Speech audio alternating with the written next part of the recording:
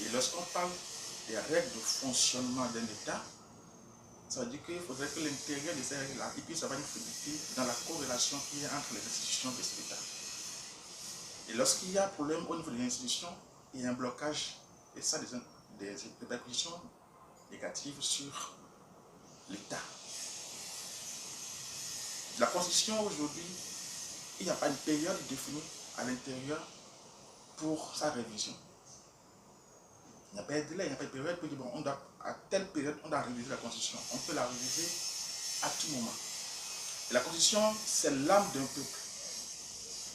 Vous savez, un corps qui comporte l'âme, quand l'âme se porte mal, c'est sûr que le corps va se porter très mal aussi.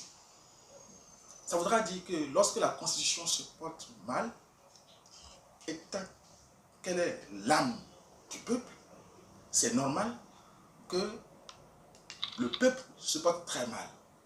Et la raison, vous voyez, dans les pays où la Constitution se porte mal, il y a des soulèvements, il y a la guerre, il y a des incompréhensions, il y a des polémiques. C'est-à-dire qu'à chaque fois qu'on va constater que ce que la main a écrit, parce que c'est l'être humain qui a écrit la Constitution, et lui n'est pas parfait. Ce qu'on connaît du Bénin pour les temps forts et ceux que nous traversons là, c'est celle de 1990, la Constitution de 1990, celle que les courants politiques, philosophiques de tous ordres se sont retrouvés après que Kérékou ait connu des difficultés, donc pour aller à la démocratie, au renouveau démocratique.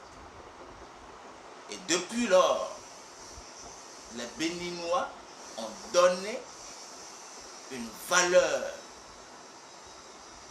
un génie. En d'autres termes, les Béninois ont sacralisé cette constitution. D'où vous allez remarquer qu'à chaque fois qu'on doit parler de cette constitution, tout le monde s'y préoccupe. Est-ce que vous voyez?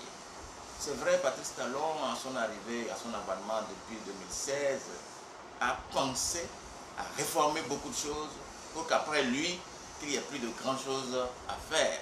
C'est vrai que toujours qu'il restera à faire, rien n'est fait. Non, rien n'est fait.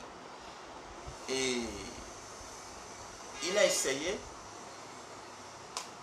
jusqu'en 2019, on a fait une relecture de la dite constitution, celle de 1992.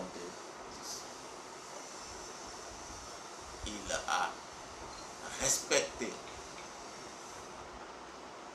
certains axes de cette constitution qui sont trop chers et très chers pour le peuple béninois. Et si on voit que ce qu'on a écrit, ça peut nous amener sur un terrain de conflit, pas du peu normal de chercher à modifier. Mais aujourd'hui, la question qui se pose, c'est quoi? Parce qu'on est à 2 ans de la fin du mandat du président Patrice Talon. Nous devons savoir que l'article 42 est là, est clair. Et que le président Patrice Talon ne fait pas d'effort pour réviser afin de s'éterniser au pouvoir. Ce serait conduire le pays dans un gouffre. Je ne pense pas qu'il va vouloir gouverner dans un bain de sang. Quand on tend vers la fin du mandat, il y a un vent violent qui souffle. Ce vent violent transporte le virus du syndrome de 3e mandat. Je suis très certain que Patrice Talon est déjà préparé pour ne pas se laisser attaquer par ce virus du 3e mandat. Donc, dans ces conditions, penser qu'il va réviser pour un 3e mandat, ce n'est pas possible. Mais il y a une chose qu'il faut aussi remarquer. Patrice Talon a été élu en 2016 avec la constitution de 1990 et le code électoral de 2015. Quand ils sont venus, ils ont modifié la constitution en 2019. C'est ça qui a fait venir la réforme du système partisan, qui a résolu le problème qui est là aujourd'hui. Cette révision était là, le code électoral était là, 2019 est là. On a été aux élections en 2022, je pense très bien, sans difficulté. Parce qu'on avait une assemblée qu'on dit assemblée monocolore. UP à l'époque et bière. On a fait l'élection tranquillement en 2026 à 2021 sans difficulté. Mais aujourd'hui, les données ont changé.